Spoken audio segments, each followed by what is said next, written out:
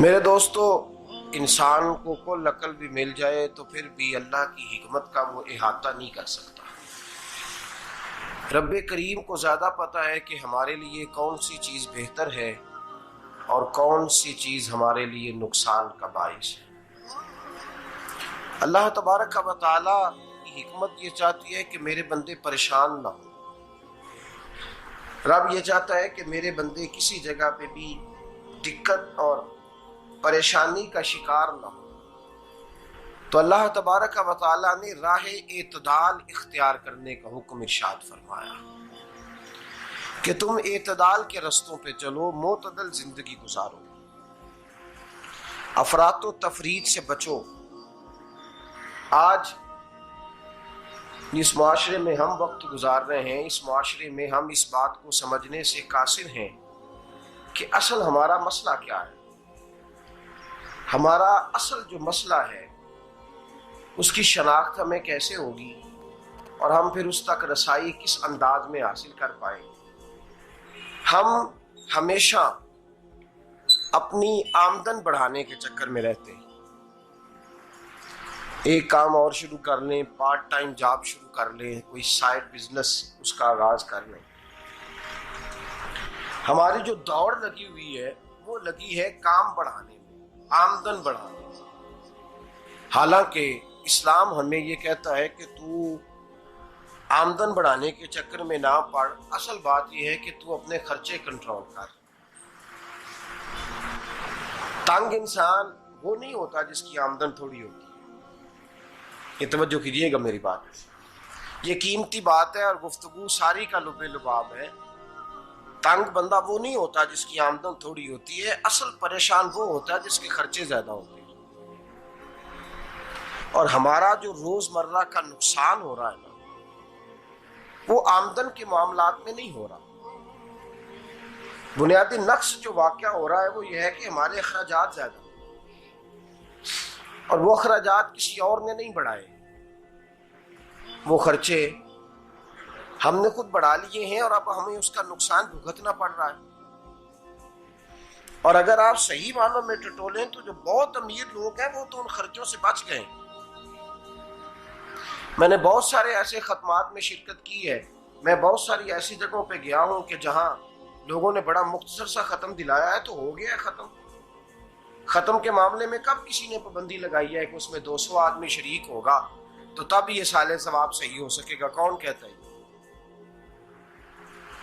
یا شادی کے موقع پر اگر سارے بہن بھائیوں کو نہ بلایا گیا تو میری شادی پایہ تکمیل تک نہیں پہنچے گی، اس میں برکت نہیں ہوگی، یہ کس نے فتویٰ دیا ہے؟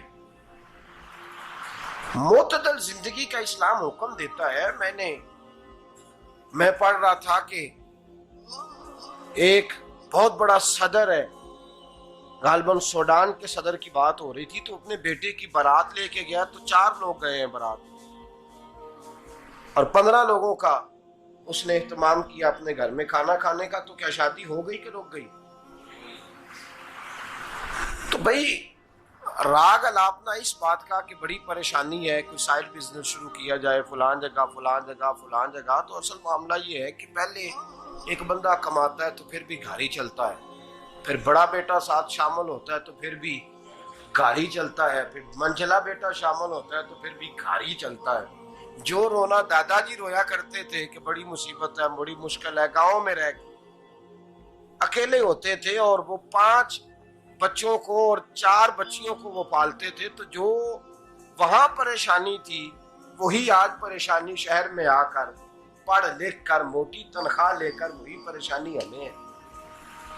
تو میں جس نتیجے پہ پہنچا ہوں اس کو پڑھ کے، قرآن مجید کی چند آیات کو دیکھ کر اور اس مفہوم کی جو حدیثیں کتب احادیث میں پائی جاتی ہیں اور ہمارے بزرگوں نے ہمیں جو مزاج اس حوالے سے دیا ہے، میں اس نتیجے پہ پہنچا ہوں کہ مسئلہ آمدن کا نہیں، مسئلہ خرچے کا ہے۔ ہمارے خرچے بنیادی طور پر زیادہ، اور اگر پھر ہم زیادہ بوجھ خواتین پہ ڈالتے ہیں کہ وہ مطالبے زیادہ کرتی ہیں، اور اگر آپ مجھ سے پوچھیں تو خواتین کی بھی اگر کسی جگہ کوئی عادت خراب ہوتی ہے تو اس میں اصل کردار اس کا ہوتا ہے جو وہ عادت خراب تو کیوں اپنے گلے سے اتار کے آپ کسی کے گلے میں بات ڈالنے کے چکر میں ہیں؟ وہ خواتین کی طبیعت نہیں ایسی ہے. اصل بات یہ ہے کہ ہم نے عادت ڈالی ہے، ہم نے یہ مزاج ان کو دیا ہے تو ان کا بنا ہے، نہ کیسے بن سکتا.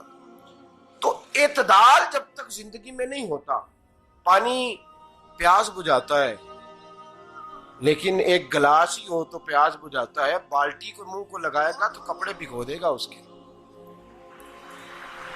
حالانکہ پانی بری چیز کا نام نعمت ہے نا بہت بڑی اللہ کی، لیکن پیالے میں ہی اچھا لگتا ہے. کوئی مٹکا منہ کو لگائے گا تو تانگ ہوگا، پیالہ ہی بہتر ہے اس کے لیے. تو میرے دوست، مٹکے سے بھی بعض اوقات کام چل جاتا ہے، لیکن اگر کوئی کہے نہیں مجھے دریا ہی چاہیے تو اس کا تو گھر بہ جائے گا، سارا گھر بہ جائے گا اس کا. ہمیں دریا قابو کرنے کا موڈ بنایا ہوا ہے تو اس سے گھر بہا کرتے ہیں، اس سے گھر بنا نہیں کرتے. گھر پیالے سے پانی پینے سے بنتا ہے.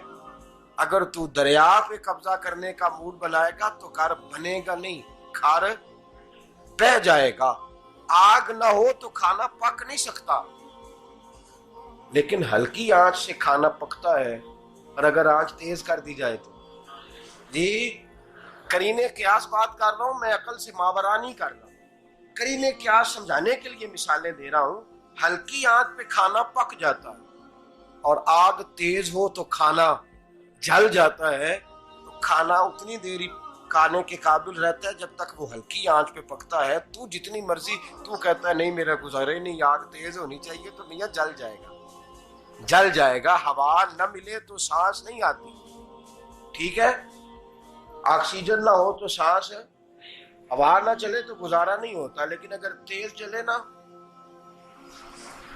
اگر تیز چلے تو آندھی اور طوفان بن جائے تو چھتیں گرا دیتی ہے، جانیں لے لیتی ہے.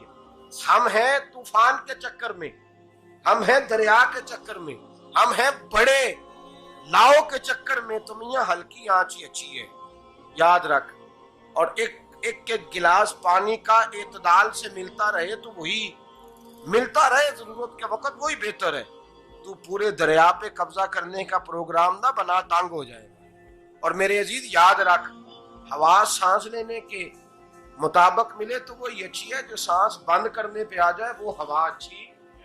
ہم نے چکر چلا لیا ہے کہ زیادہ پیسہ، راتوں رات پیسہ، لمبا پیسہ، یہ پلاٹ بھی میرا، وہ پلاٹ بھی میرا، گجرانوالا بھی، گجرات بھی، لالا موسیٰ کھاری اور پنڈی تک جہاں میں جاؤں میرے نام کی تختیاں لگی ہوئی ہونی چاہیے. اسلام منع